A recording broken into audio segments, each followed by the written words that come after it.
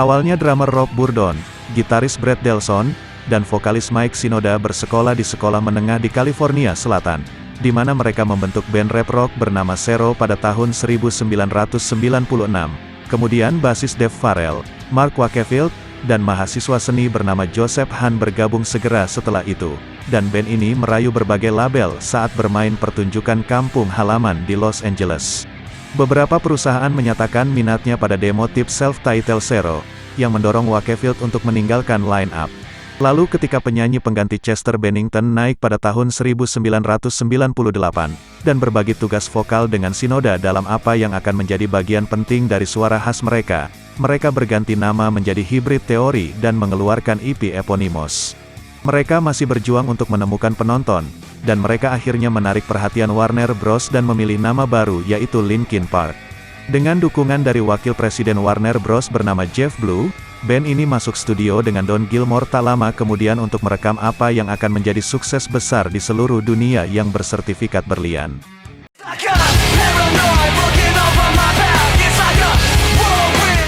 Linkin Park memberi judul album debut mereka Hybrid Theory, sebuah penghargaan untuk masa lalu band dan merilis rekaman selama musim gugur tahun 2000. Lagu Crawling dan In the End menjadi hit radio besar-besaran, bahkan lagu terakhir menduduki puncak tangga lagu modern rock Amerika sementara memuncak di nomor 2 di Billboard Hot 100. Kemudian Linkin Park bergabung dengan Family Values Tour dan memainkan pertunjukan dengan Cypress Hill, memimpin grup untuk mencatat lebih dari 320 pertunjukan pada tahun 2001 saja.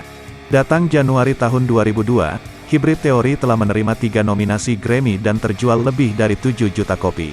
Kemudian penjualan mencapai 10 juta dan menghasilkan album menjadi status berlian yang menjadikan album Hybrid Theory salah satu debut paling sukses yang pernah ada. Meskipun kenaikan mereka meroket, Linkin Park menghabiskan sisa tahun dengan bersembunyi di studio rekaman dan bekerja dengan produser Don Gilmore pada album lanjutan.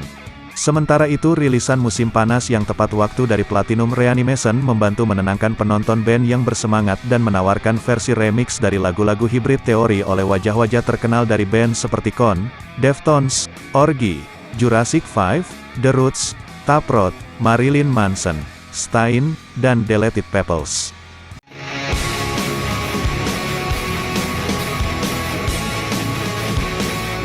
Menghadapi ekspektasi yang luar biasa, upaya sophomore resmi mereka berjudul Meteora tiba pada Maret tahun 2003. Rekor pemuncak tangga lagu ini melahirkan beberapa hits rock modern termasuk lagu berjudul Numb, Somewhere I Belong dan Breaking the Habit, yang melanjutkan crossover band ini. Naik banding secara bersamaan masuk chart di Hot 100. Linkin Park sekali lagi mendukung album dengan tur yang cukup, termasuk pertunjukan dengan tur revolusi tahunan kedua project yaitu festival perjalanan band yang awalnya diluncurkan pada tahun 2002, dan pertunjukan tambahan dengan orang-orang seperti Metallica dan Limp Bizkit. Live in Texas dirilis untuk mendokumentasikan kekuatan band sebagai aksi tur, dan rekan satu band menangani berbagai proyek pribadi sebelum mulai mengerjakan proyek remix kedua. Dirilis pada tahun 2004, Collision Course menemukan band berkolaborasi dengan rapper Jay-Z, menghasilkan sejumlah mashup yang diambil sampel dari katalog kedua artis. Collision Course menduduki puncak tangga lagu setelah dirilis. Jay-Z melanjutkan hubungannya dengan band dengan meminta salah satu pendiri bernama Mike Shinoda untuk mengeksplorasi kemungkinan hip solo. Lalu dia melakukannya dan menjuluki proyek Fourth Minor dan merilis The Rising Tide pada 2005 dengan Jay-Z sebagai produser eksekutif. Linkin Park kemudian berkumpul kembali pada tahun 2006 untuk mulai mengerjakan album studio ketiga, di mana Shinoda berbagi kredit produksi dengan Rick Rubin. Lalu Minutes to Midnight lahir, musik rock yang lebih tradisional yang sebagian besar meninggalkan ciri khas hip-hop mereka dan memulai debutnya di nomor 1 di beberapa negara dan menelurkan single top 10 berjudul What I've Done.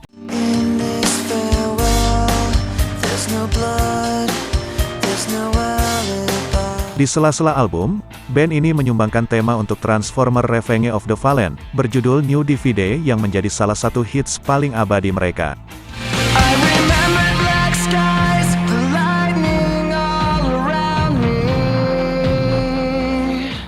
Lalu pada tahun 2010, band ini kembali ke studio dengan Rubin untuk memproduksi album studio keempat mereka.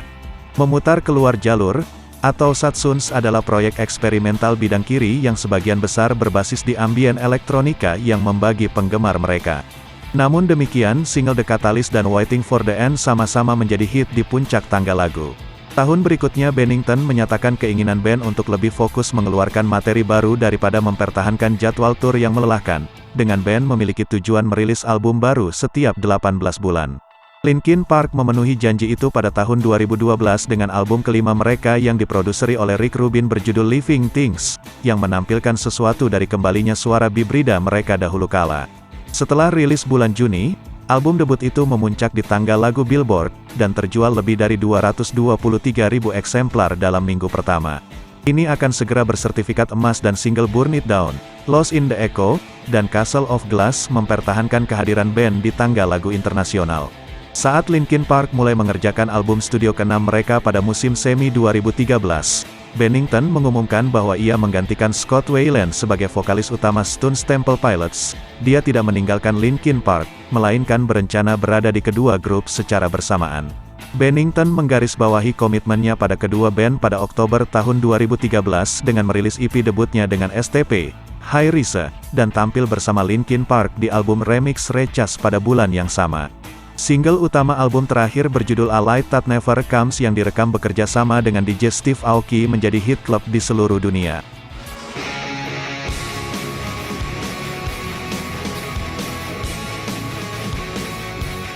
Pada Juni tahun 2014, Linkin Park meluncurkan The Hunting Party, album yang diproduksi oleh anggota band itu sendiri terinspirasi oleh punk, metal, dan hardcore yang mereka dengarkan saat remaja. Koleksi yang dihasilkan yaitu keras, mentah, dan berat, menampilkan penampilan tamu oleh Tom Morello, Daron Malakian dari System of a Down, Page Hamilton dari Helm, dan legenda hip-hop bernama Rakim. Meskipun berada di luar posisi teratas di tangga lagu AS, lagu itu mencapai nomor 1 di setengah lusin negara di seluruh dunia dan menjadi salah satu penjual terbesar tahun itu di kalangan hard rock. Setelah promosi untuk The Hunting Party selesai, band ini kembali ke papan gambar untuk tindak lanjut. Ketika Linkin Park keluar dari studio pada tahun 2017, mereka disertai dengan perubahan drastis dalam suara mereka yang terbukti memecah belah.